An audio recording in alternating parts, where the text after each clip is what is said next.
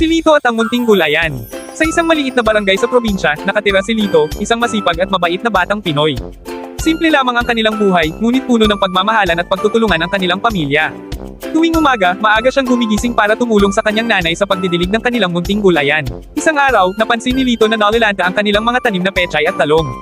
Nakayuko ang mga dahon at tila nanghihina ang mga tangkay. Hindi ito tulad ng dati na lontian at masigla ang kanilang gulayan. Naramdaman ni Lito ang pag-aalala habang marahang hinahawakan ang mga dahon.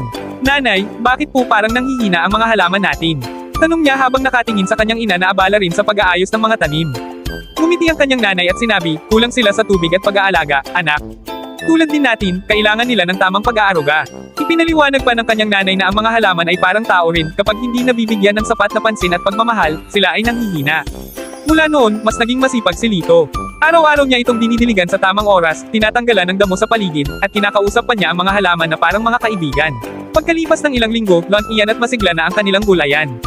Unti-unting bumalik ang sigla ng mga dahon at naging makapal ang mga tanim. Marami silang naaning gulay na kanilang niluto at ibinahagi pa sa kanilang kapitbahay. Ang dating malungkot na gulayan ay napalitan ng masiglang tanawin na puno ng buhay at kulay. Salamat, Lito, sabi ng kanyang nanay habang hawak ang basket ng sariwang gulay. Dahil sa sipag at tiyaga mo, umunlad ang ating gulayan. Makikita sa kanyang mukha ang pagmamalaki at tuwa. Ngumiti si Lito. Natutunan niya na ang sipag, tiyaga, at pagmamahal sa ginagawa ay nagbubunga ng maganda.